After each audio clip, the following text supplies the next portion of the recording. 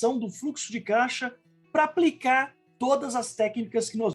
Payback descontado, né? VPL, TIR, IL, TR. Tem que preparar um fluxo de caixa para cada tipo de projeto. E cada tipo de projeto tem um cenário próprio. A Unimed estava querendo montar um posto de coleta de sangue para usinar, né? Fazer o exame de sangue para parar de pagar exame de sangue às operadoras, os laboratórios aqui. Porque eles, claro, uma operadora, um volume muito grande de vidas seguradas, e o volume de exame de sangue diário é um negócio assim, violento. E aí eles precisavam estudar a viabilidade da montagem desse laboratório próprio.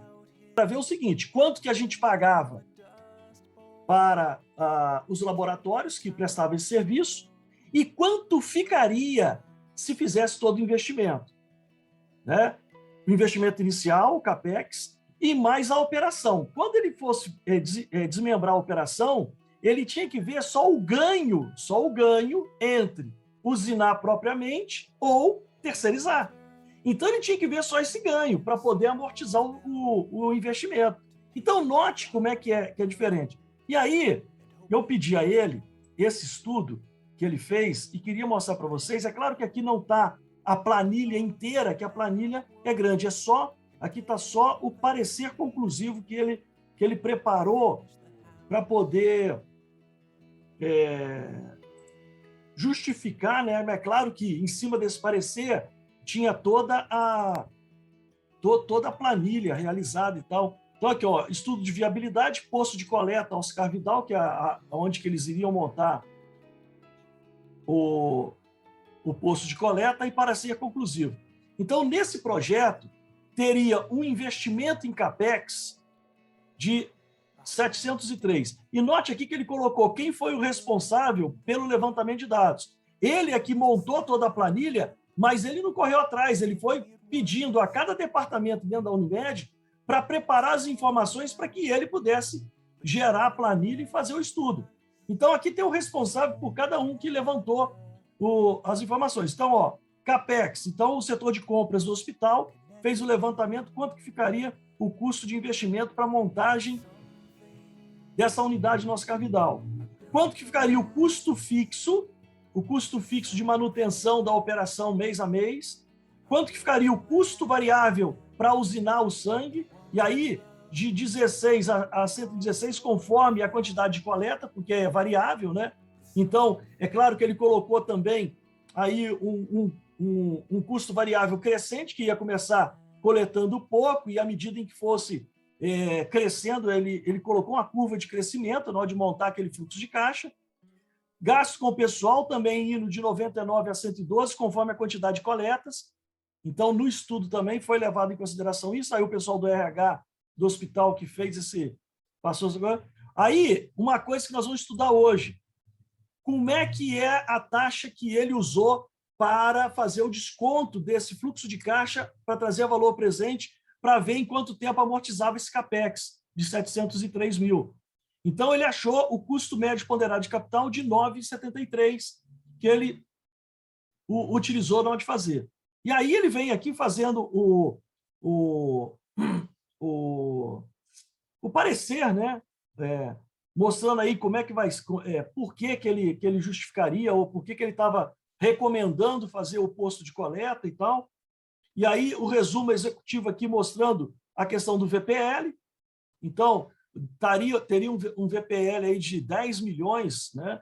A partir do 6º mês de operação, evolução da demanda, chegando a cerca de 2.200 coletas, tudo isso estimativa, gente. Essa questão das coletas, é claro que a Unimed tinha lá quantas usinagens, quanto sangue ela faz nos laboratórios aqui.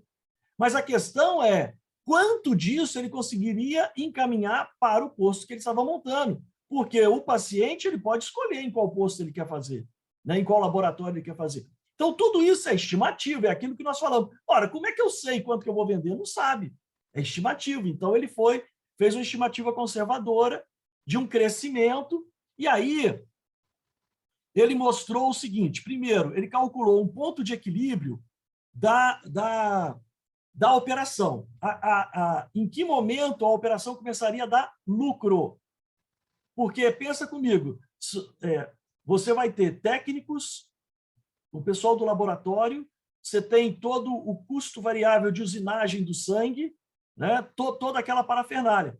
Então, em que momento aquilo ali começaria, a partir de quantos coletas, aquilo começaria, então, a empatar, começar a dar lucro? E ele calculou também a partir de que ponto daria o retorno. Aí ele montou esse gráfico aqui, ó. Ele montou esse gráfico mostrando aqui os meses. Então, aqui, ó, o ponto de equilíbrio estaria aqui, investimento do CAPEX, e aqui o payback. Ó. A partir daqui daria ponto de equilíbrio, e o investimento vai daqui até aqui. Aqui é o payback descontado. Então, com um ano e um mês, um pouco mais de um ano e um mês, ele conseguiria, então, pagar aquele investimento de 703 mil. A partir daqui, seria retorno do investimento. Né? Até aqui, então, ele pagava, e a partir daqui, ó, a partir desse ponto aqui, a partir de quase de 6 meses, o posto de coleta já começava a dar, a ser superavitário, né? Rompe o ponto de equilíbrio da operação. Então, eu queria mostrar esse estudo, porque é um estudo diferente do que a gente viu aqui.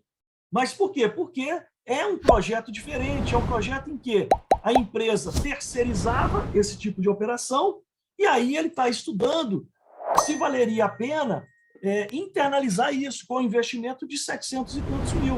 E aí ele fez todo esse estudo para mostrar. E esse estudo está baseado em quê? Está baseado exatamente naquele fluxo de caixa projetado de quantas coletas de sangue iria fazer, quanto que custaria essa coleta de sangue, quanto cada coleta de sangue dessa daria de retorno, né?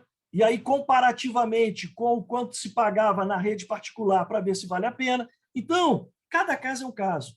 É isso que eu queria eu achei esse estudo aqui dele e falei, pô, tem que colocar, tem que mostrar isso para poder mostrar que, efetivamente, cada caso é um caso. Na hora que você pensa em montagem do fluxo de caixa, você tem que pensar exatamente nessas questões, né? Que tipo de projeto é esse? Qual o tipo de retorno que ele vai dar? Né? O que ele vai gerar de caixa? Então, são perguntas que precisam ser respondidas na hora em que você vai preparar esse fluxo de caixa, para aplicar essas técnicas que nós vimos ontem. Ok?